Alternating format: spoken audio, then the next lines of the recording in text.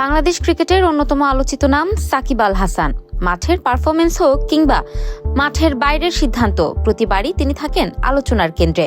টি-20 বিশ্বকাপ থেকে বাংলাদেশের বিদায়ের দিনই বিসিবির একটি মন্তব্য যেন নতুন করে আগুনে ঘি ঢালার পরিস্থিতির জন্ম দিয়েছে। এছাড়াও মাগুরায় সাকিবের বাড়িতে খোঁজ নিয়ে পাওয়া কিছু তথ্য ইঙ্গিত দিচ্ছে এই টাইগার অলরাউন্ডের দেশে ফেরার। বাংলাদেশ বিশ্বকাপ থেকে বাদ পড়ার পরপরই জাতীয় দলে সাকিব আল হাসানকে ফেরানোর সম্ভাবনার কথা জানায় বাংলাদেশ ক্রিকেট বোর্ড। এক সংবাদ সম্মেলনে বিসিবি জানায়, ফিট থাকলে ভবিষ্যতে সাকিবকে বিবেচনায় নেবে নির্বাচক কমিটি। বোর্ডের এই বক্তব্য ঘিরে ক্রিকেটাঙ্গনে শুরু হয় ব্যাপক আলোচনা। অনেকে মনে করছেন বিশ্বকাপ ব্যর্থতার চাপ সামলাতেই সাকিব প্রসঙ্গ সামনে এনেছে বিসিবি।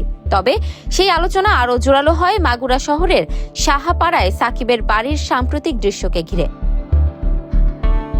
সাকিব আল হাসানের বাড়ির প্রধান গেটের মেরামত চলছে, একই সঙ্গে বাড়ির আশেপাশে চলছে পরিষ্কার পরিচ্ছন্নতার কাজ। এই দৃশ্য স্থানীয়দের মধ্যে প্রশ্ন তুলেছে, তবে কি দেশে ফেরার প্রস্তুতি নিচ্ছেন সাকিব? জাতীয় দলের বাইরে থাকলেও সাকিব আল হাসান নিয়মিত খেলছেন বিভিন্ন দেশের ফ্র্যাঞ্চাইজি লিগে, কিন্তু তার দেশে ফেরার কিংবা মাগুরায় আসা নিয়ে পরিবারের পক্ষ থেকে এখনো কোনো আনুষ্ঠানিক বক্তব্য পাওয়া যায়নি। 2024 সালের 5 আগস্ট আওয়ামী লীগ সরকার পতনের পর থেকে মাগুরা 1 আসনের সাবেক সংসদ সদস্য সাকিব আল হাসান দেশে ফেরেননি। বিসিবির সাম্প্রতিক ইঙ্গিত আর মাগুরার বাড়ির চলমান সংস্কার কাজ, এই দুই ঘটনাই ক্রিকেট প্রেমীদের মনে নতুন প্রশ্ন তৈরি করেছে। সত্যিই কি দেশে ফিরছেন সাকিব আল হাসান, নাকি এটি শুধুই নিয়মিত বাড়ি সংস্কারের অংশ?